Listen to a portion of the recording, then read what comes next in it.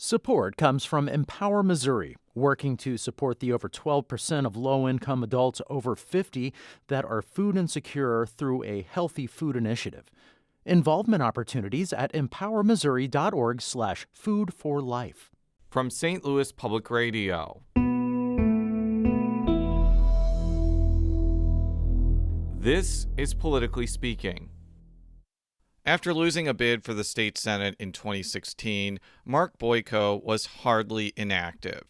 The Democratic official ran for and won a seat on the Kirkwood Board of Education, and last year he prevailed in a race to represent Missouri's 90th House District. Boyko joins us on Politically Speaking to give his take on how lawmakers are dealing with education policy and what it's like serving in the Democratic superminority. Let's hit the music. This is the Politically Speaking podcast, the definitive show about Missouri politics. Let's go back to some of those policies, to that peace and prosperity that we had some 4 to 5 years ago. Everywhere is Democratic country once this Democrat's been there. There are a lot of things in Washington that are very bipartisan, including some bills that I've already gotten passed. And I think it works best when you can see both sides, but you have to pick one, and I firmly align with the Republicans. But certainly, I think if she's running against one of the crazy dudes, certainly it's going to be a lot easier. But I'll take wisdom in age and a few missteps in oral over somebody who has no substance. I believe that you represent the party's values and you move forward, and that's what I have done. And welcome to Politically Speaking. I'm your host, St. Louis Public Radio's State House and Politics reporter, Sarah Kellogg. Joining me in St. Louis, he is St. Louis Public Radio's political correspondent, Jason Rosenbaum. And across from me in Jefferson City, he is the representative for the 90th District in the Missouri House, Mark Boyko. Thank you so much for joining us on the show. I know it's not your first time on the show, but it's been apparently, according to Jason's notes, more than 8 years since you were last on the show when you were running for the 15th Senatorial District as a Democrat. What have you been up to since 2016? Yeah, I'm due for another checkup. I have been lawyering like I have been. I do ERISA class action litigation. So basically, I represent workers and retirees who are having their retirement plans stolen by their employer or Wall Street. Bring cases to defend them. I also went and got myself elected to the Kirkwood School Board in 2019, pre-COVID, and then got to run that journey. And that race is almost complete. I'll be ending my second term there in April. How did your tenure as a member of the Kirkwood Board of Education prepare you for coming to the Missouri House, if at all? Look, I think that there's I don't want to describe this as a higher office. This is a lateral move, certainly geographically, and also, I think in terms of responsibility too. But it's a great area to learn just some of the ins and outs of things like the Sunshine Law and just dealing with people in a legislative process. That's just sort of somewhat akin to what we see in Jefferson City. You had the fortune of being elected to the school board in 2019, a year before the COVID-19 pandemic. I'm interested to hear how overseeing the district during 2020 and 21 gave you perspective on the role of government during a crisis. Yeah, I think what was a real opportunity that we saw in the very early days of the pandemic was to say, what is our goal here? What are we trying to prioritize? It's almost a question of who is the client, right? Who are we trying to benefit the most? And we sat down and we said, look, the best thing for kids is to be in a classroom learning. And so we're going to do whatever it takes to maximize the amount of time that our students are in a classroom learning.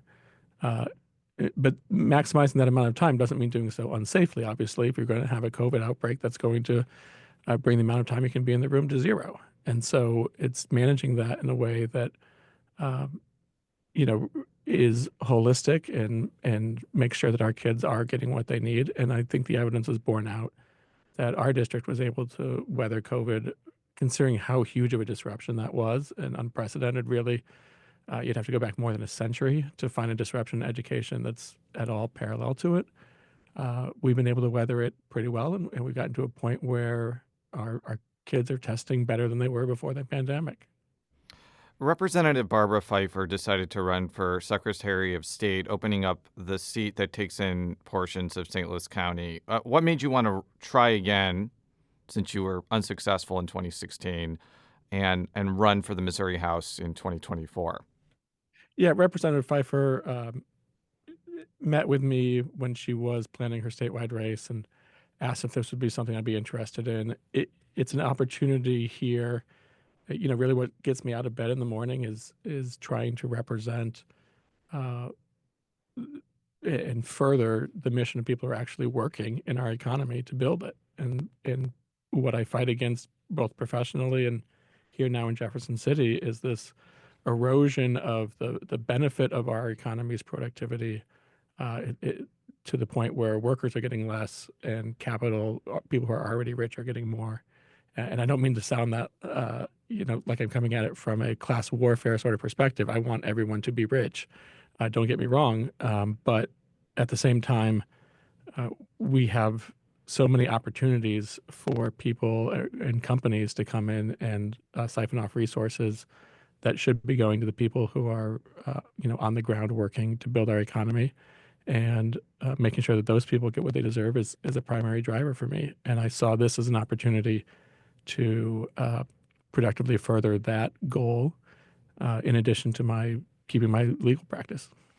With the caveat that this House district changed since 2016 because of redistricting, why do you think Kirkwood and the general vicinity has shifted from being relatively even from a partisan standpoint to being pretty solidly Democratic?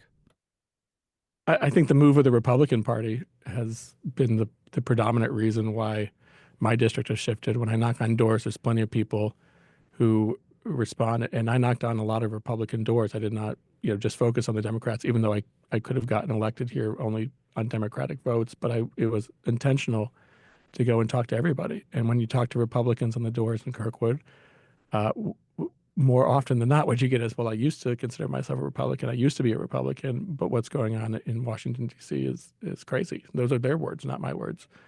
And so, it's really been a case of the Republican Party, especially at the top of the ticket, has moved away from the limited government sort of roots that the Kirkwood Republicans, still support.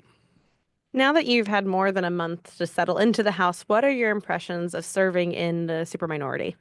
On a day like today, it's not a lot of fun to be pressing the no button a lot, right? That's just the way it is. That's the nature of our democracy, and I knew that going in, that there were going to be days like today and probably days even worse to come. But there are opportunities here, and I've been actually, to the extent I've been surprised by what's been going on in Jefferson City and my ability to get things done. I've been surprised by the things we've been able to accomplish as a freshman minority member in the legislature.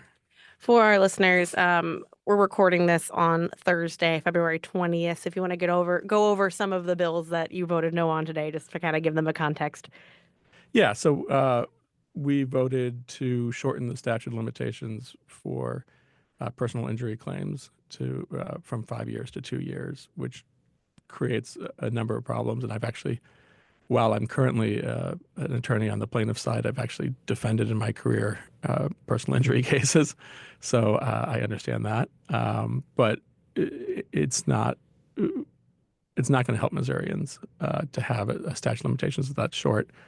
And it's actually going to lead, in my opinion, to more lawsuits being filed, bad lawsuits being filed that shouldn't be filed in the first place, because a lawyer has to get it on file before the statute is blown. We've also voted to give Monsanto a free pass, frankly, for Roundup, and we voted to allow the state government to take control of the St. Louis Police Force, and that's a bill that, if that was the only issue, we could have a nice debate about it, and maybe we will later on the show. I don't know. But that was also loaded with a lot of other issues with it, raising criminal penalties for situations where just simply attending a gathering of people could lead to serious felony charges against you if the prosecutor was so inclined. Yeah, we're going to get into that bill a little later, but another issue that popped up this week was legislation banning diversity, equity, and inclusion initiatives in state government that also passed today. You spoke up on this, saying that it was likely irrelevant given Governor Mike Kehoe's executive order this week on the matter. Can you elaborate on that a little bit? Yeah, and this is a bill that doesn't help people. This is one of the things I learned, frankly, on the Kirkwood School Board from our lived experience, and I commented on this on the House floor earlier in the week. We focused as a school district on building belonging, especially among our staff, but also among our students. But what we found was, in light of us taking a year and kind of hitting the pause about and then being really intentional about belonging, we had a dramatic reduction in turnover and an improvement in people wanting to work for us, right? And so what we saw was in the classroom and in the hallways an improvement as a result of wanting to focus on belonging. And the bill that I had to hit no on again today is one that takes a step back from that and says, motivated by what you hear in the national media rather than based on facts, we're going to really just send a whistle to our base and say that we're fighting DEI, which has been built into a boogeyman by certain parts of the media. Governor Kehoe told us that his executive order would not preclude agencies from providing training to employees about minority communities they serve. And that's often what agencies like the Department of Social Services have done, since they often interact the most with disadvantaged minority groups. Is it possible that any quote-unquote diversity, equity, and inclusion ban may not actually have as much tangible impact on state government as the proponents say it might? Yeah, that's possible. That's certainly possible that on the ground it wouldn't, but it's also at least as likely, I would say, that what it will do is cause department heads to, certainly think twice before doing anything that's related to one of these topics, and using it as an excuse if they don't think that training is appropriate or something's got to get cut, which, obviously we're in a time of tight budgets. If something's got to get cut and you think that you might get questioned by the government or by the governor or by the legislature for having a program like this, and next year in your budget, if they're looking to cut something, they're going to look to cut your budget because you included something that has the word diversity, equity, inclusion, or belonging in the title of it. Certainly there's going to be a chilling effect on your willingness to have that show up in your budgets. It's obviously still early, but it does seem that Republicans are less divided than they were in previous years. And I can define division as like interpersonal relationships in the Senate or divisions between the House and the Senate. I understand that this is like your first 2 months here, and you probably didn't witness that, firsthand. But is that making things harder for the Democratic caucus to push back on things that you oppose? Yeah, I'd have a hard time speaking to past years. I've certainly followed the news in the past, but I haven't been consistently in the building here in the Capitol in past years. So I can't really speak to whether it's worse now or better now compared to how it was. But certainly, if we are functioning as one of three political parties instead of one of, and each party has a third of the House or the Senate, that's a little bit easier than if we're functioning as one of two parties and we still only have a third of the House. Shifting to education, Governor Kehoe is not fully funding the K-12 Foundation formula, though he is pointing out that schools are getting more money than last year. He says this is part of the reality of leading budgetary times. What is your reaction to this? It's the reality of a conscious choice to cut taxes on the rich. That's why education is getting cut, and there's a misconception among some members of the majority that education is somehow hurting their party. But I think that's really just a cover for the idea that they want to allow profit-seeking entities to come into the education field, just like we see in the medical field and other practices. The foundation formula is incredibly complicated and would probably require an entire show to explain everything about it. But can you talk a little bit about the formula, how it affects schools, say, in Kirkwood that may already have a strong tax base? Yeah, so you get a little bit torn here when you're talking about the actual details of the formula, because there's certainly room to improve how resources are allocated between districts across the state. At the end of the day, there's really two questions, though. One of them is sort of one school district versus another school district, who should get how much money. But the bigger question, and the one that has been getting attacked lately, is just the how much money as a society should our state government be spending on education, as opposed to either defunding education or pushing that onto property owners to be paying those taxes. Keogh has said he wants to start discussions about rewriting the formula, which he's acknowledged will likely produce a swarm of controversy. What do you think about this idea? If we're going to have a serious conversation about whether the formula system, whether the allocation between school districts is right for the modern age or not, I'm more than open to those sorts of conversations. And again, to your earlier question, in a district like Kirkwood, we receive relatively less in state funding because we have a strong property tax base that is willing and able to support the district to the extent that we need. Speaking after the State of the State address, Democratic Minority Leader in the House, Ashley Awney, said pretty much about the foundation formula, the fact that Republicans might want to redo the foundation formula because it is eventually giving money to schools. It's giving too much money. And so thoughts on kind of the fact that it is coming at a time where a reevaluation of the formula is coming where more money is coming to schools in recent years than maybe it had prior. I think we need to focus on a more historical look at this. And if you go back in the early days of Republicans controlling the legislature here a generation ago, you compare the extent to which our economy was being spent on education, on public education, and you compare that to today, we're shorting education already, and this is before the governor wants to short it further by over $1 billion.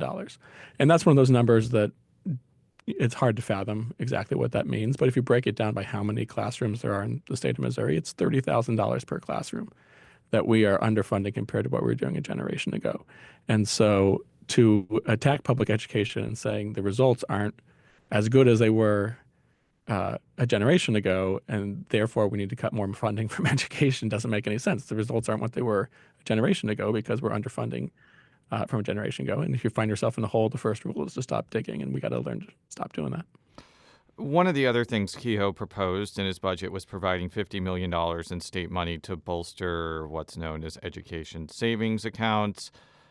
In a nutshell, it's a tax credit that is given to donors of designated scholarships that can be used for private schools or to go from one public school to another.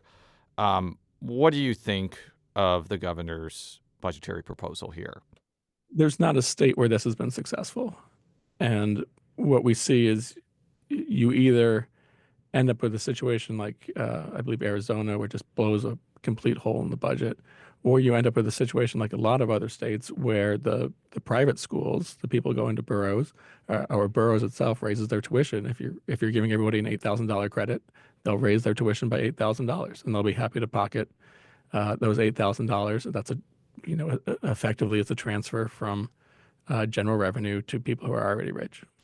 There is some possibility that this idea could face pushback from Republicans, particularly in more rural legislative districts. Sarah, if I'm not mistaken, I think the expansion for ESA in that big education bill last year barely passed the House. Is that correct? It got the exact number it needed to pass the House last year. What a Yes, coincidence. they were whipping votes pretty. You could see them moving around last year for sure. They probably needed an actual whip in order to get to 82 votes. Is this something that may not be a foregone conclusion, given that Republicans are not lockstep on ESAs? That's right. I think they realize that these are practices, whether it's school choice or ESAs, that are going to kill a lot of their districts. The exurbs, where you have parents who work in Clayton, right, and maybe they live out in a district that doesn't have the sorts of resources that a Clayton school district spends on a student, right? Those are the people who are going to pull their kids out of those schools, and it's going to have a negative effect on those districts. We've talked a lot about what Republicans want from education. What would you like to see in terms of education policy during your time in the legislature? Look, I think we need to do a better job of understanding and trusting that the teachers in the classrooms across Missouri are doing the best job they possibly can to educate the students with what they have. The principals and administrators, the same thing. I don't think people fully appreciate how competitive that marketplace is. Among superintendents, it's increasingly, it's like college coaches of football and basketball, right? Like there was a huge pressure to have test results that are positive and indicate that you're quote unquote winning. And if those results don't materialize, we will go to the marketplace and find another person to lead our team, right? And so there's really not this agency problem that it seems like a lot of legislation over the last 10 years has been trying to fix a problem that doesn't exist, of trying to motivate school districts to compete against each other when everyone involved in education is doing the best that they can. We need to take a quick break, but we'll be right back. If you have a smart speaker, you have access to the entire world of NPR and St. Louis Public Radio. All the latest news and all the captivating stories. Activate our voices with yours by telling your smart speaker to play St. Louis Public Radio. And we're back on Politically Speaking. Our guest today is Representative Mark Boyko, who is the representative for the 90th District in the Missouri House. So let's talk about some of the other major things happening in the legislature. One is a push from both the governor and the legislature to have a gubernatorial board oversee the St. Louis Police Department that actually passed the House today. What do you think of this idea?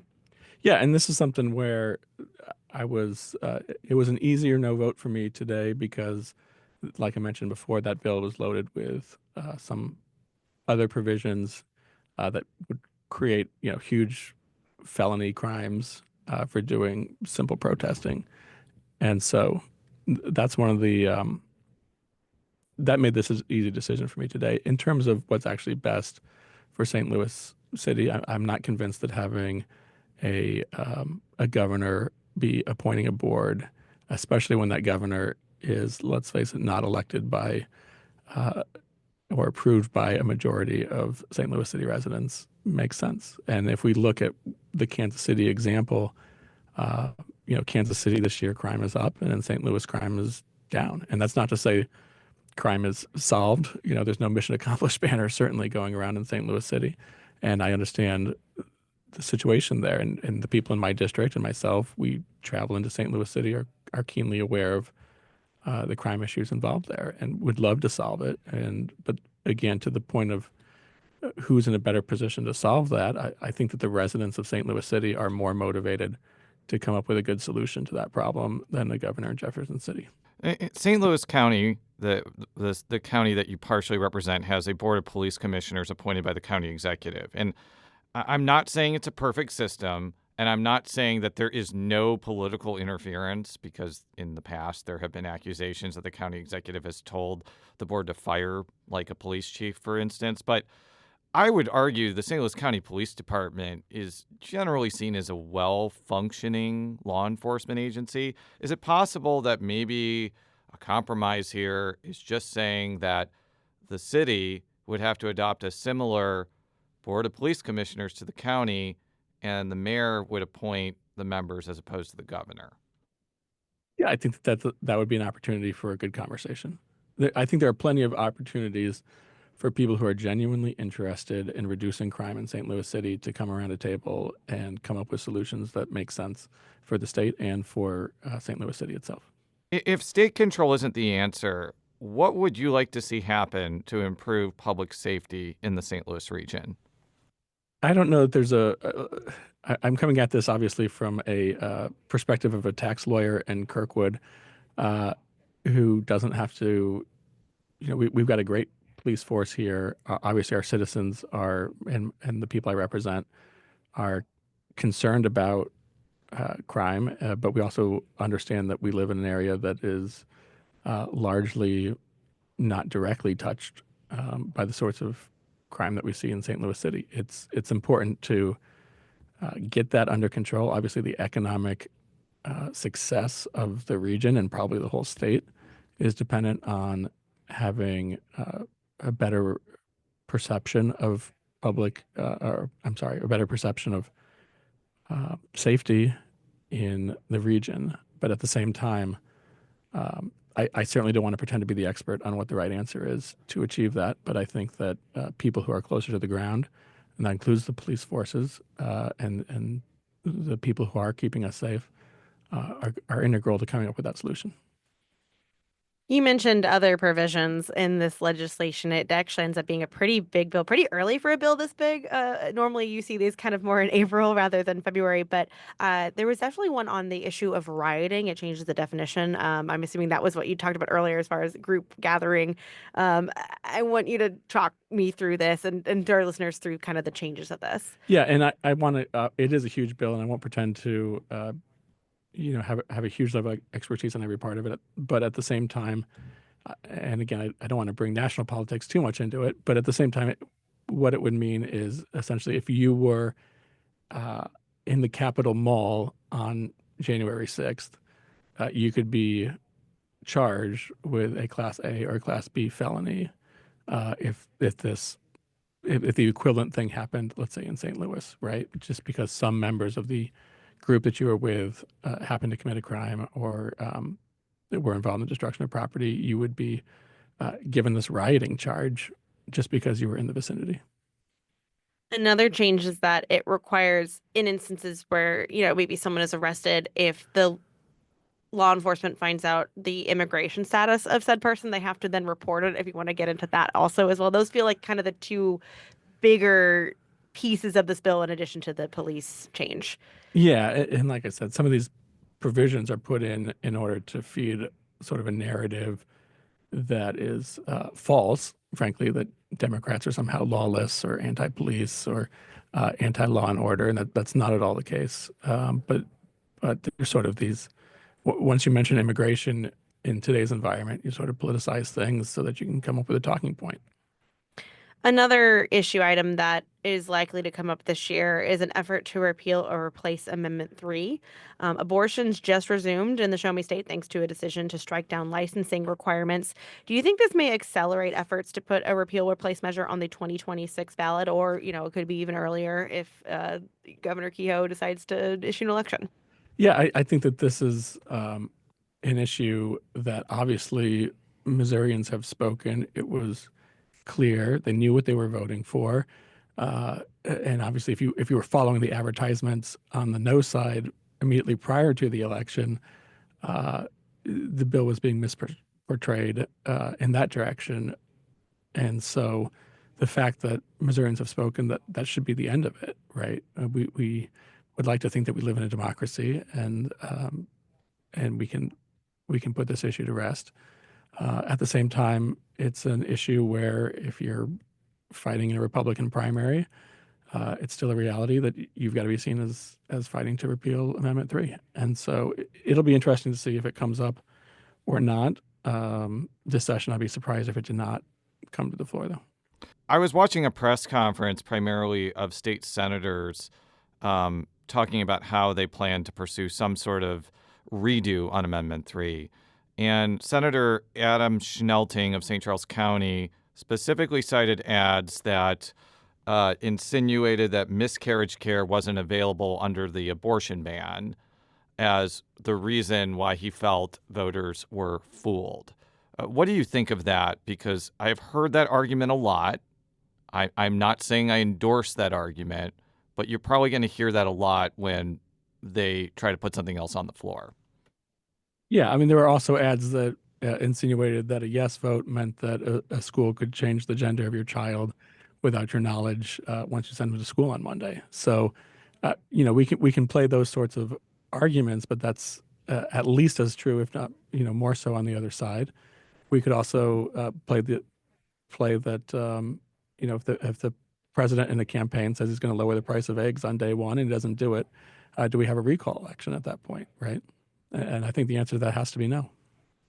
If abortion is, again, on the ballot, and I would assume it would be in 2026, it will be during the halfway point of Donald Trump's lame duck presidency. Based on historical precedent, Democrats should have the advantage in this types of election. That's certainly what happened in 2014 and in 2006. Is it possible that could... Okay, how do you think that could shape any effort to repeal or replace Amendment 3? Yeah, it's going to be tricky for them to find an election that's coming up where it makes sense for them to put this on the ballot. and expect any sort of different result. And I think that you hit the nail on the head that the Trump midterm election is not going to go well for them. At least historically, there's no reason to think that it will. And so certainly November is not going to be the right answer. And I think that if you look at the turnout in the August primaries, in the midterm of Trump's first term, you'd also realize that that's not going to be a great election for them to put it out. One thing we didn't see in 2024 was any tangible coattail effect for Missouri Democrats. They lost badly for all the races for statewide office. They remain the same in terms of their levels in the Missouri General Assembly. Do you think a similar scenario could happen in 2026, where there could be an abortion measure on the ballot trying to repeal Amendment 3? There's a lot of turnout to try to defeat it, but it doesn't end up helping your party in any tangible way, especially in the legislature. I think that the Democrats are learning some lessons from the last couple elections, and they're painful lessons, but I think we're realizing we got to be better at customer service, right? And we have to view the voter as the customer, and I hope that some of the lessons that have been learned are that it's not a winning strategy to portray to your customer that you're smarter than they are, or that you have, or the things that they believe, aren't important, and the things that you believe are more important than that. I go back to my mother. She was a teacher, but also had a side hustle at some point selling clothing at the old famous bar in Fairview Heights. And, someone comes up to them with an article of clothing they want to purchase. And of course, she's going to say, yeah, that looks great on you. Let me see if I can, find something else to complement that. And she got paid on a commission, and she did a very good job of that. Right. And I think that Democrats are realizing that perhaps the winning strategy to win over customers isn't to say, well, no, that doesn't fit you. You shouldn't be wearing that color. We just got to do a better job of just logically embracing the customer, where they are, and making sure that they understand we want them to succeed. We want every Missourian to become rich. We want them to have food that they can afford. We want them to have houses that they can afford. We want them to have a quality education that they can afford, that they can send their kids to college. We want them to find rewarding work, and we want them to be able to support their families. Well, that's all the time we have. Thank you so much, Representative Boyko, for being on the show.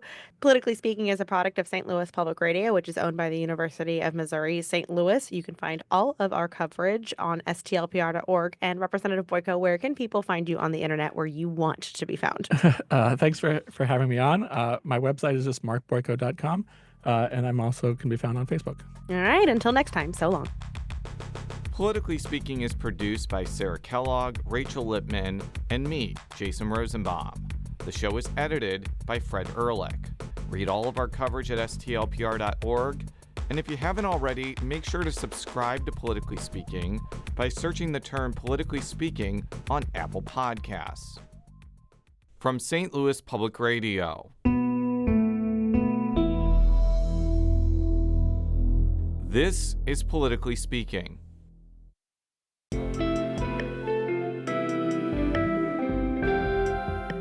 The Gateway brings you the day's news each weekday from around the St. Louis region and the state capitals in Jefferson City. Our schools are accredited.